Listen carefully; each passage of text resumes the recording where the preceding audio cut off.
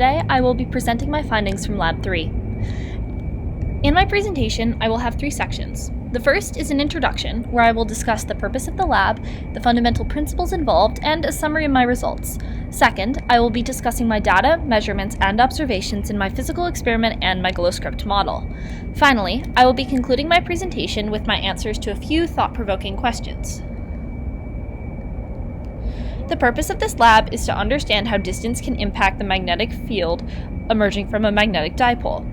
In order to accomplish this, we use 2 fundamental principles, the Biot-Savart law, which shows that the magnetic field of a dipole depends on the distance between the magnet and the observation location, as well as the magnetic dipole moment mu. The second fundamental principle is the distance dependence equation of the magnetic field, which, when written in its logarithmic form, allows us to solve for n, the distance dependence of the magnet's power. Using these fundamental principles, I was able to find that the n value for my magnet was equal to negative 4.2689, and mu was equal to 0.0055 newtons per ampere squared. In order to solve for n and mu for my magnet, I set up a series of experiments where I calculated the magnetic field from the dipole at various distances away, as shown in this scheme.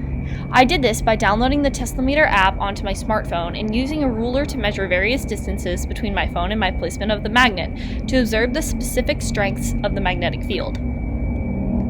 For each desired magnetic field strength, denoted for each block of trials by column B, I did my best to replicate that field strength and recorded the distances.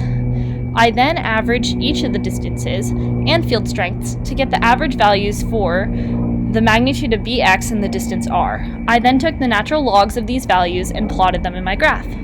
This was the data I then used to calculate my k, n, and mu values. For the second part of the experiment, I calculated the off-axis perpendicular magnetic dipole field, aiming to make the magnitude of B net 100 microteslas. I repeated a similar process for the experiment as the on-axis calculations. However, this time my phone was perpendicular to the magnetic dipole axis, as shown in this scheme.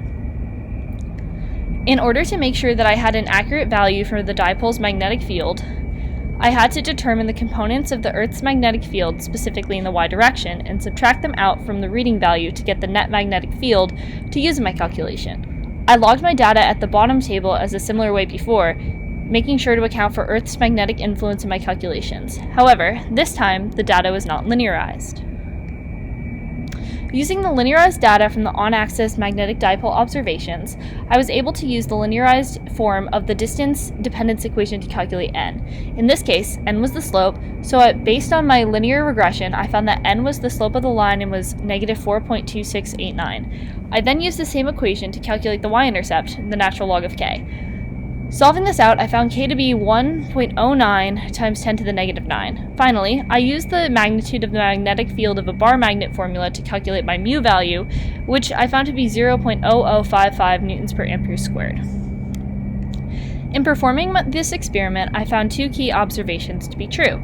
First, when the magnetometer is far away from the magnet, it measures a near zero magnetic field in the x direction. Second, as the magnetometer moves closer to the magnet, the measured x component of the magnetic field increases. For my code, I made a number of changes to create my model.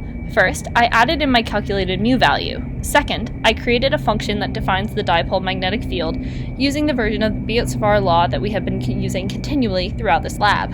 Third, I scaled my model to make sure that I could see all of the B field arrows at the conclusion. Fourth, I created 6 arrows all around the bar magnet to represent the magnetic field's magnitude and direction on axis and off axis, using the dipole magnetic field function I created earlier. These will be further discussed at the conclusion of this model.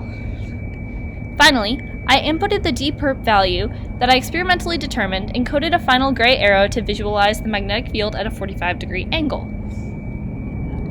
In my final model, my arrows look a little strange due to the scaling that I had to apply to get my gray 45-degree angled arrow to show up.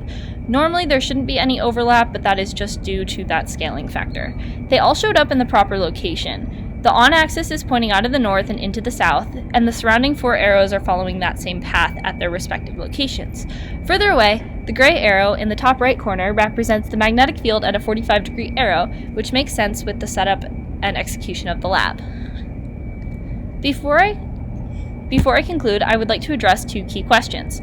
First, if I had neglected to align my meter stick along the magnetic north, I would not have necessarily been starting my X component of the magnetic field at 0 teslas, so the Earth's magnetic field could have interfered with my recorded values, making them non-zero. Second, if I redid the experiment with the 2 magnetic dipoles stuck together, my mu value would increase because it creates a stronger magnetic field generated by the 2 magnets. Thank you for watching, and I look forward to discussing more physics content during Lab 4.